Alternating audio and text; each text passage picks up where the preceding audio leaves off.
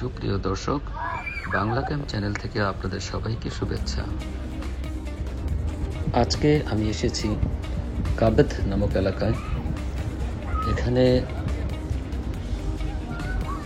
অনেক ধরনের পশু কিনতে পাওয়া যায়, যেমন গরু, উট আর দুম্বা, ছাগলও পাওয়া যায় মাঝে মাঝে।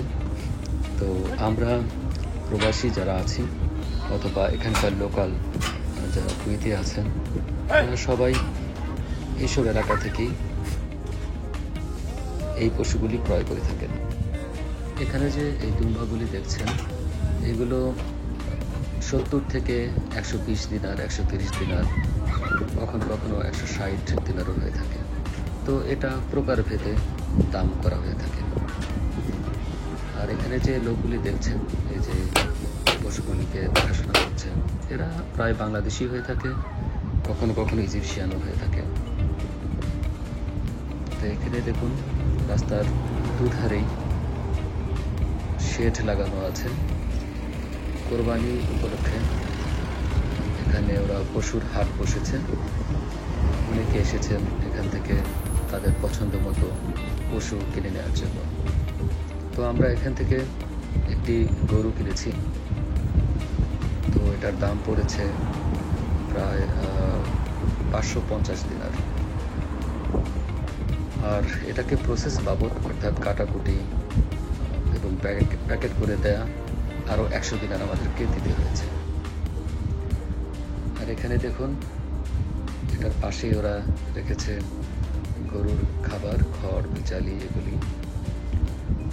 তো আমরা আমাদের গরুটিকে নিয়ে যাচ্ছি একটা ট্রাকে করে আরেকটু দূরে মরুভূমি এলাকায়, যেখানে ওরা এই গরুটিকে জবাই করবে এবং প্রসেস করে দেবে। তো এখান থেকে আমাদের যেতে প্রায় আরও হাফ অ্যান আওয়ারের মতো লাগবে। দেখুন, এই আশেপাশে দেখতে পাচ্ছেন প্রচুর শেড। এই শেডগুলোতে উট, গরু, দুম্বা এগুলি রাখা আছে। সবাই এসে এখান থেকে যার যার পছন্দ অনুযায়ী এসব পশু কিনে নিয়ে যায়। এখানে স্লটারিং হাউসও আছে। সরকারি অনুমোদন ক্রমে এই স্লটারিং হাউসগুলি গড়ে উঠেছে।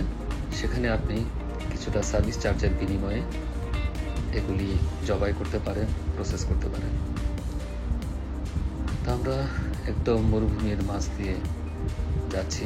ওই দেখুন, আমাদের গরুটা নিয়ে যাচ্ছে ট্রাকে করে। তো চলুন দেখতে দেখতে যাই, নতুন একটা অভিজ্ঞতা।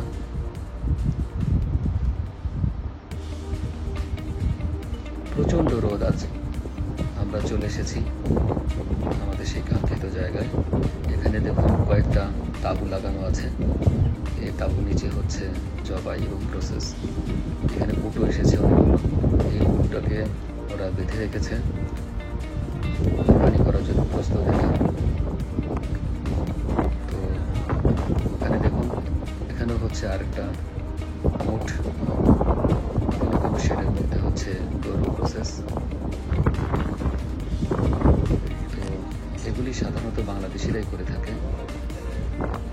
এই উটটা একদম প্রস্তুত জবাই করার জন্য। আমরা অপেক্ষা করছি আমাদের তার সিরিয়াল কখন আসবে।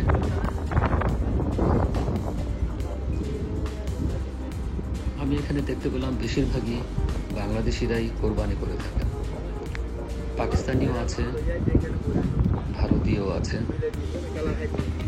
আর লোকালরা তো আছেই। এই যে ট্রাকটা দেখছেন, এটাতে চেইন লাগানো আছে। ওরা এটা দিয়ে উটটাকে বেঁধে একটু হ্যাং করবে। তো এটা দিয়ে দেখুন কীভাবে উঠাচ্ছে। উটটাকে উঠিয়ে ওরা যেখানে জবাই করবে ওই জায়গাটাতে নিয়ে যাবে। তো এভাবে পশুটিকে কোরবানির আগে নেওয়া আমার পছন্দ হয়নি, একটু অমানবিক লাগছে আমার কাছে। তো দেখুন, ওই যে ওভাবে এনে এই জায়গাটাতে আবার ওরা জবাই ঠিক জায়গা মতো এনে রেখেছে। এখানে এখন জবাই হচ্ছে।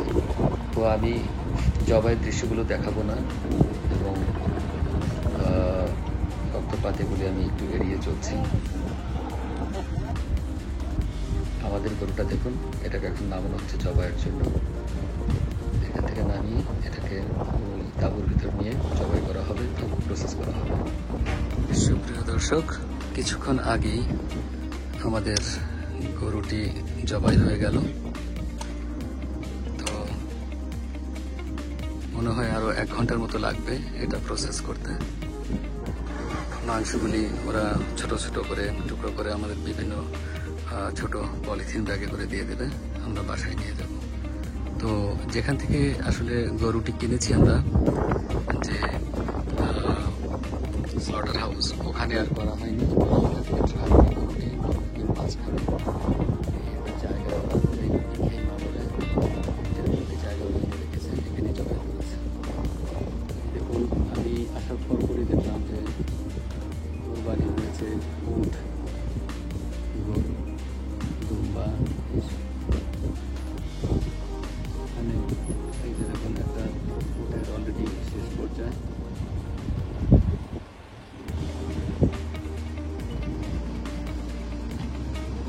এটা একেবারে মরুভূমির প্রায় মাঝ এলাকা।